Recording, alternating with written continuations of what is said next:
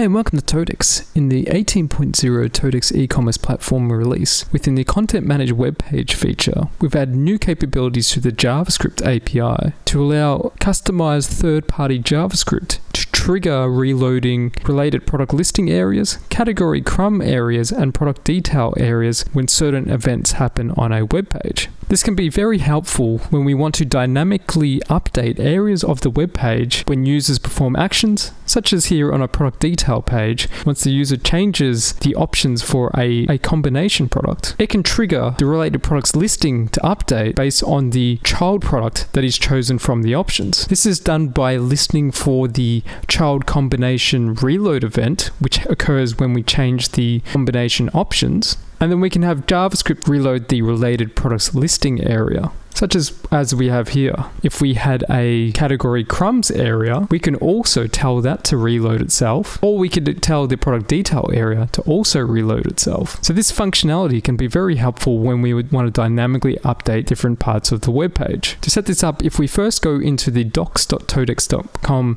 documentation center, and on the home page, scroll down to the Content Manage Websites link. If we go down to the web page JavaScript API, and scroll down, there is a new function that we've added to the JavaScript API called triggerWebPageAreaEvent. So this is the function that we can add in a custom JavaScript file that will then tell certain areas on the page to trigger to be redrawn. So this particular function takes in 3 pieces of information. First, we got to tell it what kind of event do we want to trigger. So in our example, we were causing the related products listing area to be reloaded, but if instead we wanted the category crumbs area to be reloaded, we would use that particular argument. Or we could tell the product detail area to reload itself as well. Each of these 3 different event types is under the web page area trigger event types. The second argument is currently not in use, but it could be in use in the future where we wanted to specifically target one web page area ID. This argument is there for future functionality that currently is not in use. The third argument is where we can pass additional information to the triggering event, which could be used in order to determine the triggered areas should reload. For example, if we're listening to the after product combination child load event, that is the event that occurs when we select a different child combination option, the add event listener can pass the product code that we can then use to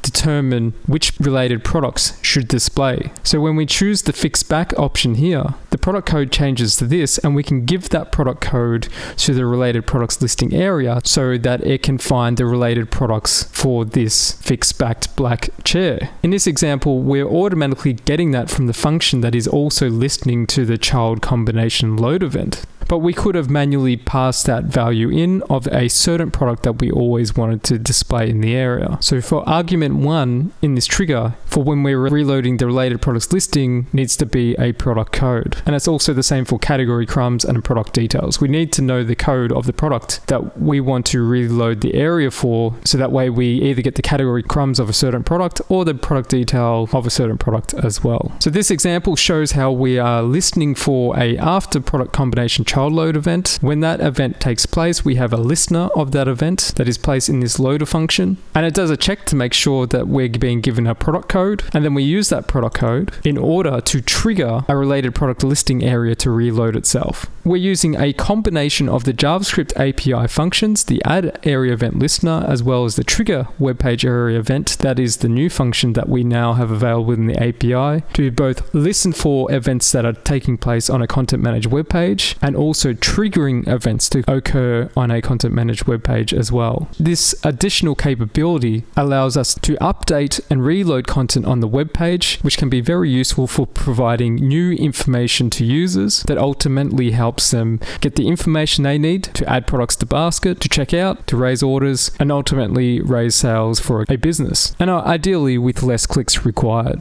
If you wish to find out more documentation on this feature and other great features in the 18.0 release, you can go to the TOTECS website. If you visit the forums within the release forum, if you look at the 18.0 platform release notes, you can find more details about this feature and other great features that can help your online business thrive, as well as you can talk to our service team about how to implement these features on your website. Till next time, have a good one.